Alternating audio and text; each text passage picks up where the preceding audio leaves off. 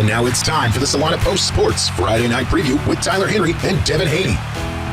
Welcome in for another installment of the Salina Post Sports Friday Night Preview Show presented by Kansas Wesleyan University. Tyler Henry joined here by Devin Hanney, and we are really getting down to the nitty-gritty now, Devin. It's the semifinal round across the state of Kansas. Just 4 teams remain in every classification of high school football.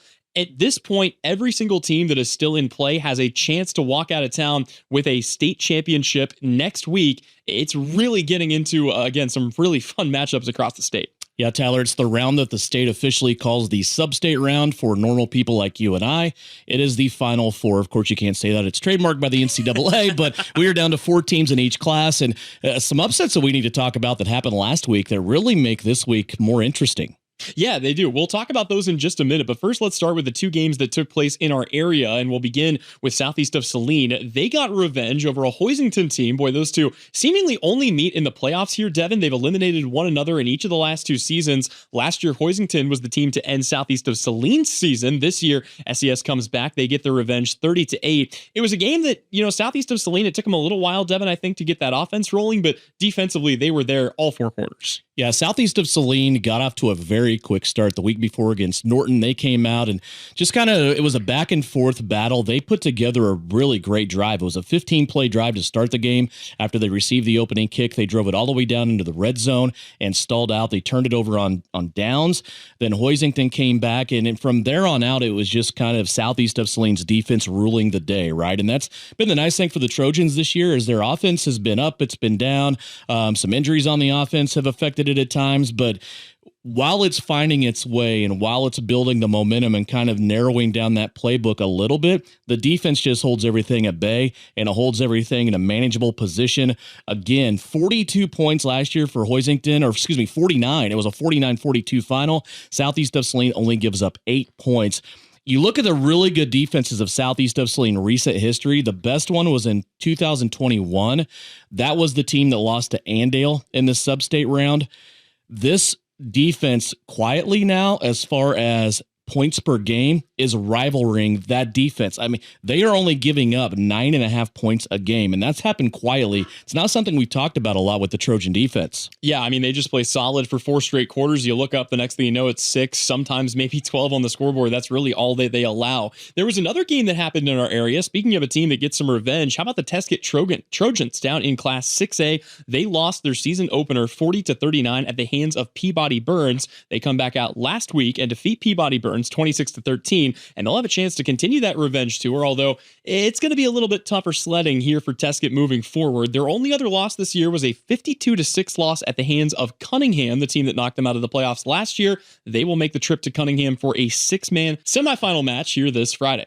Yeah, Teskett kind of did the same thing they did last year, right? They came out, they lost to Peabody this year in the first game of the season. That was a 1-point game, 40-39. I heard a couple different things about that game, and it kind of seemed like they gave it away at the end. They did not give this one away, though, on Friday. They beat Peabody Burns at home at Teskett, 26-13. They are on the exact same path as they were a year ago at this time. They're in the sub-state round now of 6-man. They will take on number 1 ranked Cunningham.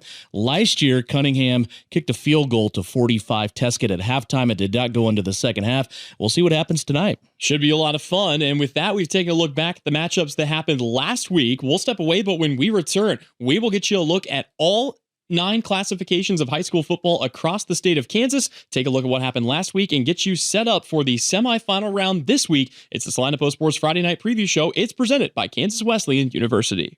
With record-breaking enrollment, great new facilities, and top-notch activities, Kansas Wesleyan's the place to be. Whether you want to study nursing, elementary education, criminal justice, or social work, our academic programs will open doors for your future, all while you participate in activities like music, theater, or athletics. Learn more about why KWU's the place to be by visiting kwu.edu. That's kwu.edu. The hours of drills, the pre-dawn workouts, the hundreds of laps. It takes hard work, passion, and drive to do what you love. When you're sidelined by injury, Salina Regional Sports Medicine is just as committed and works just as hard to get you back in the game. Salina Regional Sports Medicine, 785-452-7366. SalinaRegionalSportsMedicine.com. And now back to the Salina Post Sports Friday Night Preview. Welcome back in here on the Salina Post Sports Friday Night Preview Show, presented by Kansas Wesleyan. Tyler Henry alongside Devin Hanney, and we turn our attention now to brackets across the state of Kansas. Again, we are down to 4 teams in each classification. We'll go ahead and work through all of them. We begin with the biggest classification in 6A, where last week Gardner Edgerton knocked off Blue Valley Northwest 44-29. Blue Valley West was able to defeat Shawnee Mission Northwest 35-20. Derby remains undefeated. They knock off Wichita East 63-28, and Manhattan remains undefeated as well. They defeat Wichita Northwest 49-28. That sets up 2 equally interesting matchups, at least in my opinion. Devin, you've got Gardner Edgerton, the defending 6A state champions, at 10-1. They will take on 10-1 Blue Valley West. And on the other side of the bracket, you have the only 2 remaining undefeated teams in Class 6A between 11-0 Derby and 11-0 Manhattan. Derby Manhattan is a state championship caliber matchup. They're both undefeated. They're the only 2 undefeated teams in Class 6A. If Derby should win this, though, on the east side of the bracket, Gardner Edgerton, actually that's west. You have all those teams in the west, but if Derby can win this in the west and then Gardner Edgerton comes out of the east, we will have a matchup of last year's 6A state championship game. Could be fascinating. We'll see if that's the matchup we get or if something else shakes out here tonight. Speaking of fascinating, there was a really good game last week between 2 defending state champions. Remember, last year in 4A, St. Thomas Aquinas was the state champ. They took on the defending 5A champs in Mill Valley. We talked about that, Devin, as being possibly the game of the week. It lived up to the billing. 23-22, a 1-point squeaker of a win for St. Thomas Aquinas. They advance to take on another team that plays similar style of football in St. James Academy, who comes in with a rough record, but they played a lot of 5 and 6A schools this season. They knocked off Blue Valley North, and they made it look easy in a 45-6 rout. At the bottom of that bracket, Hayes defeated Hutchinson 28-0 in a shutout, and Goddard Eisenhower, boy, they continue to roll 44-14. They get the win over Topeka Seaman, setting up a semifinal matchup between Goddard Eisenhower and Hayes. Again, the winner gets St. Thomas Aquinas or St. James Academy. Hayes is a fun team to watch, right? I mean, we have Hayes in our Eagle network of stations with Eagle offices out in Hayes. And boy, I don't know that anybody expected this. Their standard is very high. Don't get me wrong, but they've probably had the most difficult path. They ran through Andover in the first round, then beat an unbeaten Great Bend team in Great Bend by a count of 19-14 the next week. Last week, 28-0 over Hutch to get to this point of the semifinal round. They have Goddard Eisenhower now, a team which I think is very beatable for the Hayes High Indians and their chance to get to a 5A state championship next week. Moving on down from 5A to 4A, we had some intriguing matchups last week. Tonganoxie pulled off the win over Lansing. They get that 21-7. Bishop Miege rolled Chanute 37-13. On the bottom of the bracket, Buhler was able to take care of Wamego. That was a little bit of a surprise. 28-14, the Red Raiders fall at home. And the final game saw Andover Central knock off Wellington. Boy, they boat raced the Wellington Trojans. 58-13 was the final in that one. Sets up a pair of matchups. Andover Central probably going to come in as the favorites over Buhler. On the other side, Bishop Miege is going to come in as the favorites over Tonganoxie. I think it's one of those games, Devin, where a lot of people in the state are going to be rooting against Miege and Andover Central, but let's face it, those are the 2 teams that are likely to meet for a 4A title next week. And Bishop Miege is a story, right? There's no defending champion in Class 4A because that was St. Thomas Aquinas that moved up to 5A this season, but Bishop Miege is the school that came in. They had a losing record. Matter of fact, they only had 1 win coming into the bracket. They had not played a 4A team until the bracket started. Now they have a chance to come through, and if my math is correct, Tyler, they can win a state championship potentially with a losing record at 6-7. So that is definitely a story to watch as they play Tonganoxie this week. Certainly is. We'll keep an eye on those games in Class 4A. Moving down to Class 3A, Wellsville remains undefeated. They knocked off Prairie View 35-14 last week. Topeka Hayden absolutely took it to Perry Lecompton. They get the win in that one 56-6. On the other side of the matchup, the one competitive game saw the Scott City Beavers fall to Holcomb 10-7, and in a game that we thought had the potential to be another game of the week type matchup, Andale, boy, you talk about revenge being a dish best served cold. Their only 2 losses in the last 6 seasons came against the Cheney Cardinals, and they bashed them 52-14, setting up matchups between Andale and Holcomb and Wellsville and Topeka Hayden in Class 3A. Andale is averaging 60 points a game through the playoffs. They are only giving up 7, and I think that they are just kind of making their way to the state title game.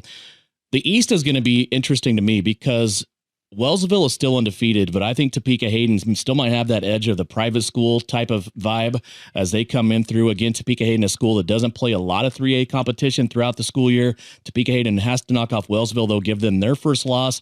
And how would that championship be if you had a Topeka Hayden Andale matchup for the state title game? It would be a lot of fun. We'll see if that's what we get. Again, those matchups taking place here later tonight in Class 3A. Moving on down to 2A, we've got maybe, I think, one of the biggest surprises, Devin Hanney, of the entire state from last week. Council Grove. Talk about a run that they've pulled off here. They were expected to win in their opening round matchup. Then they came out and surprised a lot of people with a 30-8 win over Silver Lake. They kept it rolling with a win over undefeated Humboldt, and it was not close. 31-8, they get the victory over Humboldt. They advance to take on the defending 2A state champions in Nemaha Central, who defeated Osage City 33-27. The matchup on the other side is one that we'll talk a lot more about in our final segment of the show here today. Southeast of Salina, as we mentioned, got the victory 30-8 over Hoisington, and all of a sudden they turn around and say, oh, who do we have to play to get into the state championship game? Oh, it's the Trojans of Beloit, who knocked off Garden Plain 19-0. That was a bit of a shock, Devin, to see Garden Plain go down in a shutout, and it sets up a rematch between Southeast and Beloit for a spot in the state title game.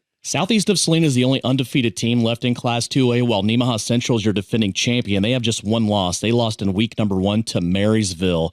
But let's rewind on Council Grove here a little bit. You go back to the game against Silver Lake that they had 2 weeks ago. Silver Lake beat them pretty handily during the regular season. Then Council Grove comes out and they beat Silver Lake in the playoffs 30-8. That game wasn't even close. So that qualified them for the very first time in school history for the sectional round of last week. How'd they follow it up? Well, with 31-8 win over Humboldt. Council Grove is the hottest team right now in high school football, all classes. The Braves are going to give Nemaha Central, I think, everything they can handle. The only really advantage I think Nemaha Central has of this, they've been here before. Council Grove is the new kids. Could be one of those things you don't know what you don't know, but the game will be in Seneca on the home field of the Thunder, with Nemaha Central hosting that game. Then, of course, Southeast of Salina and Beloit. You just press replay on Southeast of Salina. They will be at Kansas Wesleyan tonight as well. Yes, sir. At the top of the bracket, the team of the Dynasty against the team of Destiny. And it moves us down to the final 11-man bracket that sees a Rossville team vying for a 1A title after getting knocked down a couple of divisions. They took on Jackson Heights and defeated them 42-38 last week. They will get Centralia, who knocked off St. Mary's Colgan 46-14. At the bottom of the bracket, Conway Springs, the defending state champions, won a Battle of Cardinals 35-6 over Plainville, while Valley Heights defeated Medicine Lodge 33-27. So it's Conway Springs against Valley Heights, and it's Rossville, a team that a lot of people have had their eyes on this year, Devin, against Centralia. Centralia is the perennial power, and when you look at their schedule, they have not lost this year to a team from Kansas. Their only loss was in week 2 with a team from Missouri. So Centralia definitely deserves all the credit that you want to give them. Rossville, again, a little bit of an enigma this year. They dropped to Class 1A in football. All other sports at Rossville High School, they're playing in Class 3A. That still boggles my brain just a little bit. But again, you got to go with the champs, right? Conway Springs is still Conway Springs. They are still the only undefeated team in Class 1A. They haven't had a close game this year while stepping out of 1A. They've even played up into 2A, into 3A. They actually beat Garden Plain, who just got beat last week by Beloit. So Conway Springs, until they get beat, you got to keep talking about the Cardinals. Rounding things out with 8-man, we'll start in Division 1. Central Plains knocked off Little River, another really good game, 38-32 last week. Madison, the team that defeated El Saline, got boat raced by Clifton Clyde. That was a 46-0 shutout. South Central defeated Hill City 60-12, and Hoxie knocked off Leote Wichita 40-30. So your matchups in the semifinals, we'll see Hoxie hosting South Central and Central Plains taking on Clifton Clyde in Claflin. Clifton Clyde's hot right now. They just blanked Madison, who came off of a big win against El Saline the week before. Clifton Clyde won that game 46-0. Of course, they'll play Central Plains Claflin in there in the semifinal. Good semifinal, though, on the other side. The only two undefeated teams in 8-man Division 1 was South Central and Hoxie going at it. Absolutely. Down in 8-man Division 1, it is still, Dale, somebody knocks them off. It's Axtell's bracket to lose. Division 2 correction. Axtell, they took it to Osborne last week, 54-8 in a big victory. Frankfort, meanwhile, they slipped by Burlingame, 46-38. The matchup between Frankfort and Axtell at the top of the bracket. On the bottom, it's a Victoria team that took it to Hutch Central Christian, 70-28, and a Dighton team that knocked off Hodgman County for the second time this season. 44-22 was the final in that one.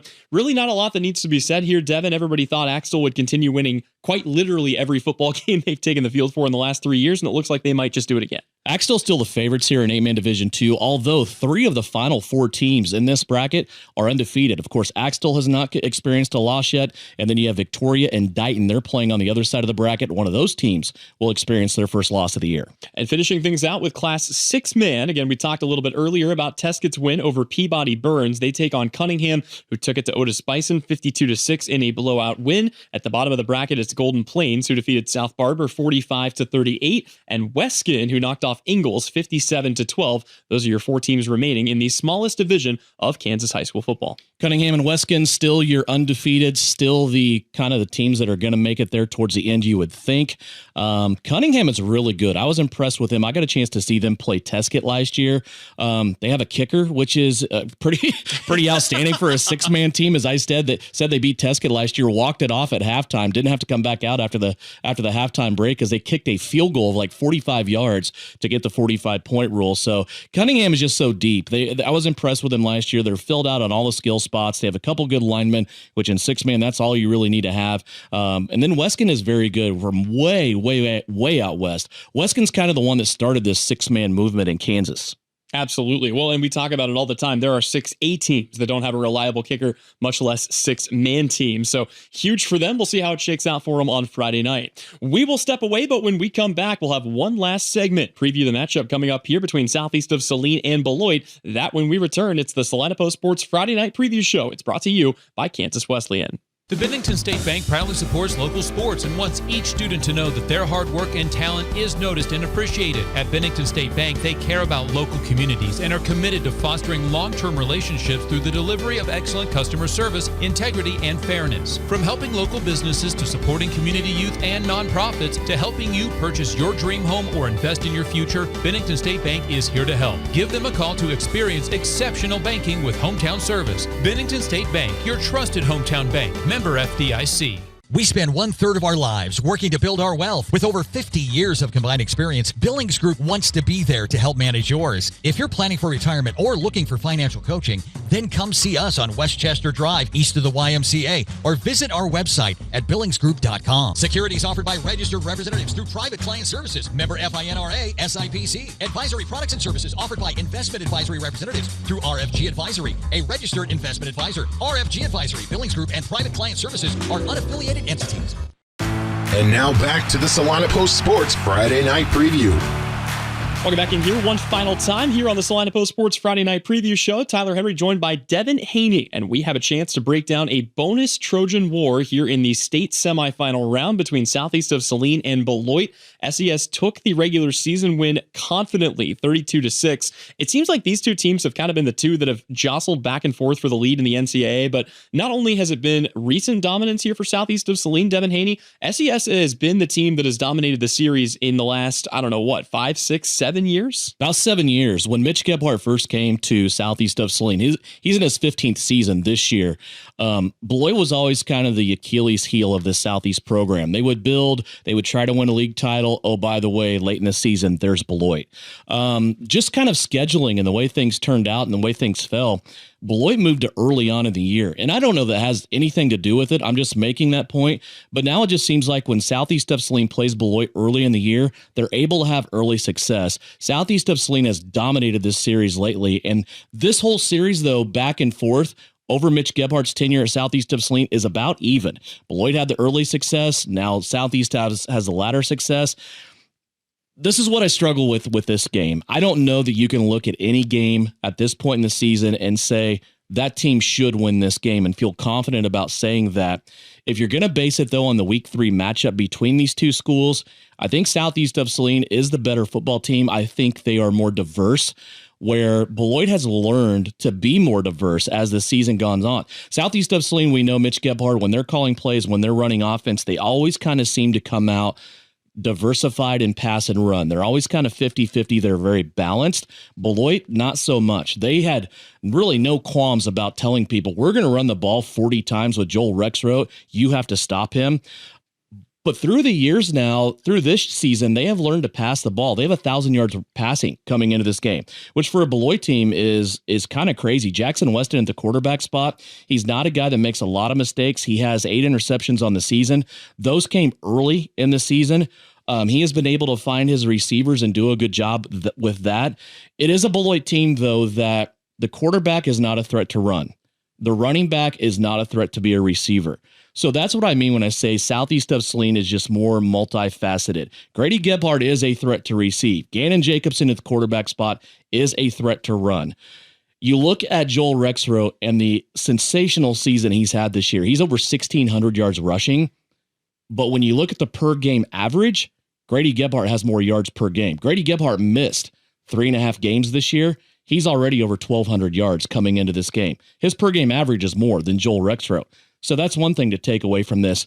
I also think that there is not a guy on the field that Beloit can put out there like southeast of Salina can and put all the money in the pocket of Tucker Thaxton. Tucker Thaxton is the difference maker in a lot of these games. He's made some catches early on in these games during the playoffs that he's the difference maker. And I know the southeast of Salina team is loaded with juniors, and it's probably too early to think about this, but they're going to have problems replacing that senior this year when this season's over for southeast of Salina. He's that good. Well, and 2 more quick notes on this game. I had a chance to see Beloit in person. You had a chance to see Beloit in person. The one thing that they've kind of struggled with this year have been teams that have been able to challenge their secondary in the passing game. Look for Gannon Jacobson possibly to have a big game. The other thing, you talk about field conditions this time of year and, teams that may have fields that are a little bit torn up, but this game has been moved into Salina onto the campus of Kansas Wesleyan. So on that all turf surface, rain, shine, snow, sleet, whatever, southeast of Salina should be able to get the passing game going just like they did against Norton. Speaking of Kansas Wesleyan, we'll wrap the show up here with this, but a couple of, some big action for K-Dub